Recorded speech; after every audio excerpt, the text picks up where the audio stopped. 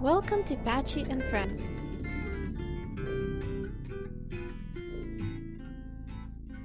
Hi guys! So today we're going to talk about watercolor.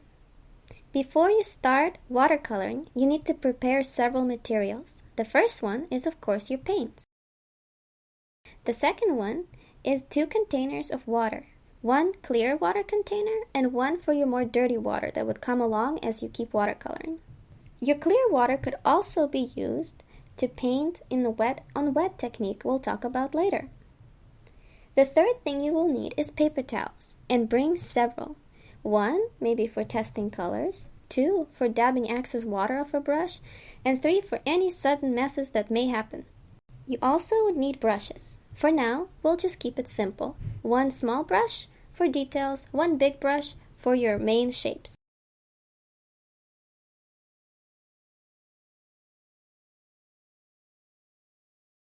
And of course, you need paper. You want to get paper that's not copy paper. Make sure you use thick enough paper. Remember, the watercolor paper needs to look slightly porous, which means it looks like it's not completely smooth. If it's too smooth, it may not hold the watercolor well. I will cover 4 main techniques of using watercolor and when best to apply them. The first one is wet on wet. This technique is perfect for backgrounds, specifically sky. It's also good for any big parts of your painting that you want to paint in right away. Basically, this technique is perfect for starting a painting.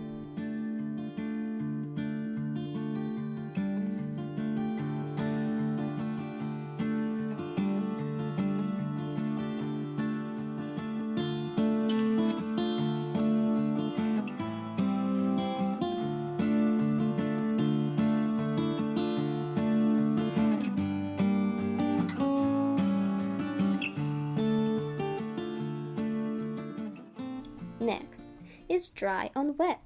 Very popular in Japanese paintings. Dry on wet creates a fuzzy look, perfect for drawing a fuzzy shape.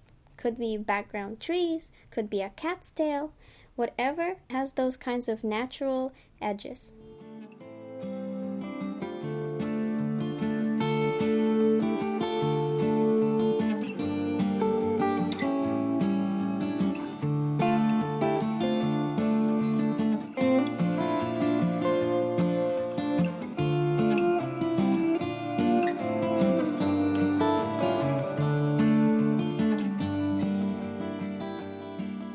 The next technique is wet on dry. Good for specific shapes, not small enough for details, but not as big as the main wet on wet shapes.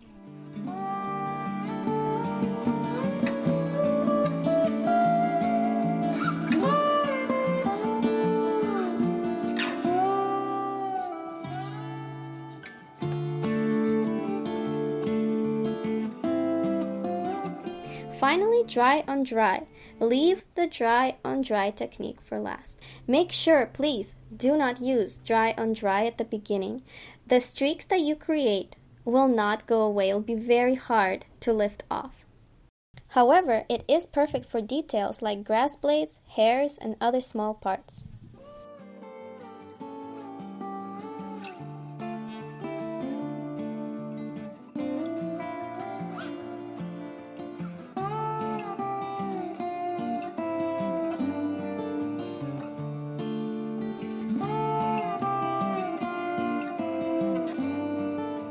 So save the dry on dry for last. As you probably have noticed, I listed the techniques in the general order you may use them. So wet on wet, followed by dry on wet, followed by wet on dry, and finally dry on dry. Again, this is generic. It doesn't have to be like that, but most of the time it's probably how you're going to apply watercolor. Let's talk a little bit about mistakes. What do you do if you accidentally paint something you don't mean to paint? Your best friend is time.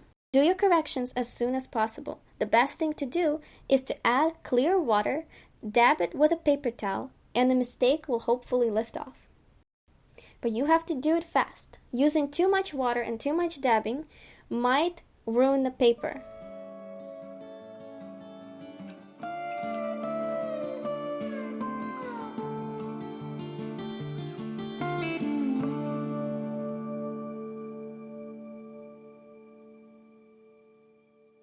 Here's some cool effects. One effect you can use is called speckling. Speckling is when you dip your brush into a color, hold the brush against your finger, and you just hit that brush against your finger and let the drops fall onto the paper. You can modify the size of the speckles by how much water is in your brush. If you have a very watery brush, your speckles will be large. If you have a pretty dry brush with a lot of watercolor but not a lot of water, you will get nice small dabs. The next effect is blowing on a watery area with a straw.